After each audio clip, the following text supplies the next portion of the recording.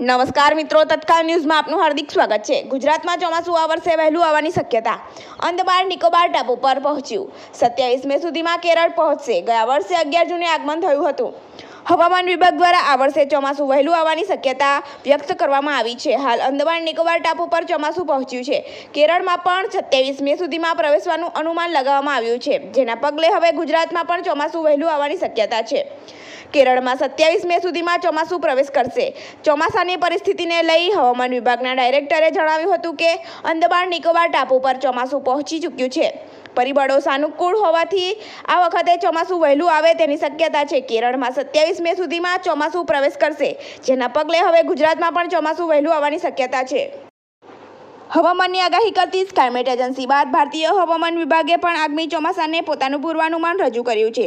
સ્કાયમેટ પ્રમાણે આ ચોમાસામાં 103% સાથે ચોમાસું સામાન્ય જઈ શકે છે, જ્યારે ભારતીય હવામાન વિભાગ પ્રમાણે 105% સાથે સામાન્ય વધુ સારું રહી શકે છે।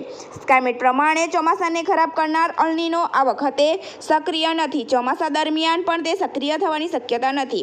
લા નીનો થોડા સમય માટે એક્ટિવ થઈ હાલ ન્યુટ્રલ તરફ જઈ રહ્યું છે, જે ચોમાસા દરમિયાન પણ ન્યુટ્રલ રહેવાની શક્યતા છે। બીજી તરફ ઇન્ડિયન ઓશન ડિપોલ પણ ચોમાસા પહેલા પોઝિટિવ થઈ જશે। આ તમામ પરિબળોથી ચોમાસું ખરાબ નહીં થાય। સામાન્ય ચોમાસા પ્રમાણે 103% સાથે દેશમાં સરેરાશ 895 મીમી વરસાદ થઈ શકે છે। આ ચોમાસામાં સરેરાશ વરસાદ સામે 96% થી 104% સાથે સામાન્ય ચોમાસું રહેવાની શક્યતા 40% છે, જ્યારે 104% થી વધુ વરસાદની શક્યતા 30% છે। એટલે કે ચોમાસું સામાન્ય કે તેથી સારું રહેવાની શક્યતા 70% છે। એટલે જ ચોમાસું સારું માનવામાં આવી રહ્યું છે। ગુજરાતમાં ચોમાસાના 4 મહિનામાં વરસાદની સ્થિતિ। જૂન મહિનાથી ગુજરાતમાં ચોમાસાની શરૂઆત થઈ શકે છે। આ દરમિયાન દક્ષિણ ગુજરાત અને મધ્ય પૂર્વ ગુજરાત સાથે ભાવનગર, અમરેલી અને ગીર સોમનાથમાં સારો વરસાદ થઈ શકે છે। કચ્છ, સૌરાષ્ટ્ર અને ઉત્તર ગુજરાતને સારા વરસાદ માટે રાહ જોવી પડી શકે છે। જુલાઈથી બંગાળની ખાડીમાં વેધર સિસ્ટમ સક્રિય થઈ પશ્ચિમ તરફ આગળ વધતી હોય છે, જેને લઈ રાજ્યના મોટાભાગના વિસ્તારોમાં વાવણી લાયક સારો વરસાદ થઈ શકે છે। જુલાઈ અંતમાં ભારે વરસાદના કારણે કેટલાક જિલ્લામાં પૂર જેવી સ્થિતિ બની શકે છે।